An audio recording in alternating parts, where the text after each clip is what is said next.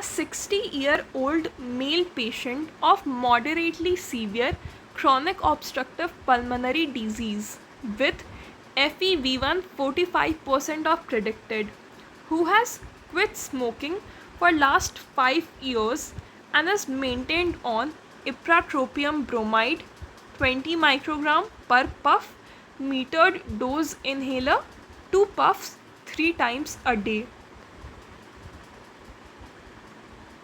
and theophylline 400 milligram SR tablet twice a day, developed sore throat and fever.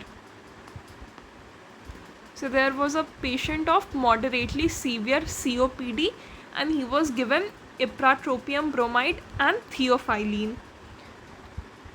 This patient developed sore throat and fever. So he went to a doctor and the doctor prescribed him tablet erythromycin 250 milligram, 1 tablet 4 times a day for 5 days, and tablet paracetamol 500 milligram 3 times a day till fever persists. After 3 days, he presented with pain in epigastrium, restlessness, irritability, inability to sleep, palpitations, tremors of fingers and hand, and had vomited twice. His fever had subsided and throat was better. So पहले जो sore throat और fever था वो तो ठीक हो चुका था, पर उसमें pain in epigastrium, restlessness, irritability, inability to sleep, palpitations और ट्रेमोर्स और वोमिटिंग भी हो रहा था उस पेशेंट को. So these are suggestive of theophylline toxicity.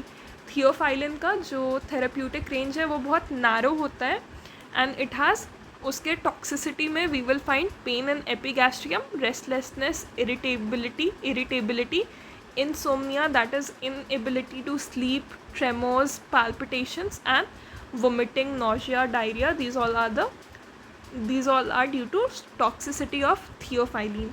So first question is, what could be the reason for its recent illness? So these are the symptoms of theophylline toxicity.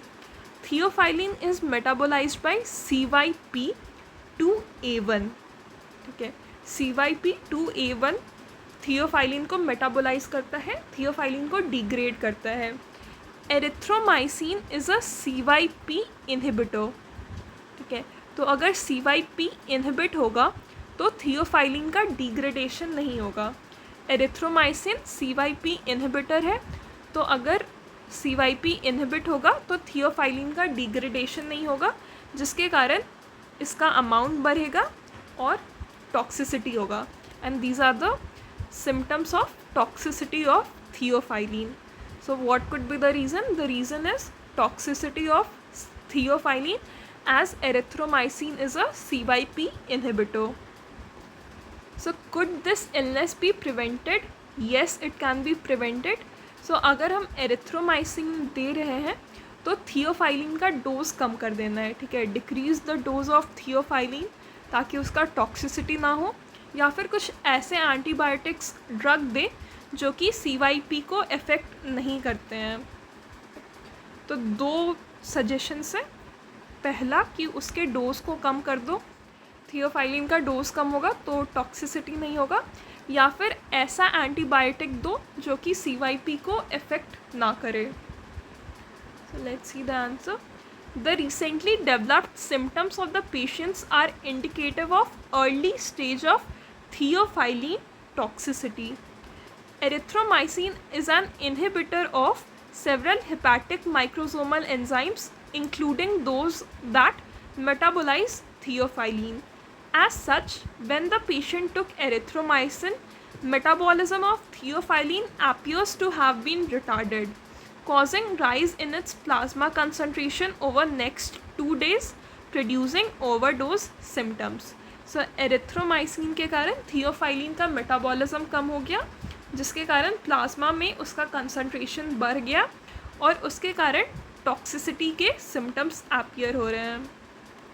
और इस complication को prevent करने का 2 तरीका है. Number 1, when erythromycin was prescribed, the daily dose of theophylline should have been reduced from 800 milligram to 500 milligram and maintained at this level till the patient was taken erythromycin.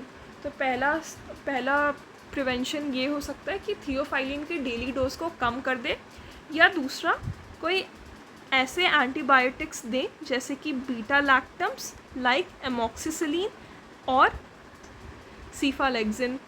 तो कुछ ऐसे antibiotics दें जो कि थियोफाइलिन मेटाबॉलिज्म को inhibit ना करे पर सोर थ्रोट और फीवर में इफ़ेक्टिव हो. ठीक है, तो ऐसे एंटीबायोटिक्स का एग्जांपल क्या है? बीटा लैक्टम्स लाइक एमोक्सिसिलिन और सीफालेक्सिन. So this is to prevent the symptoms of toxicity.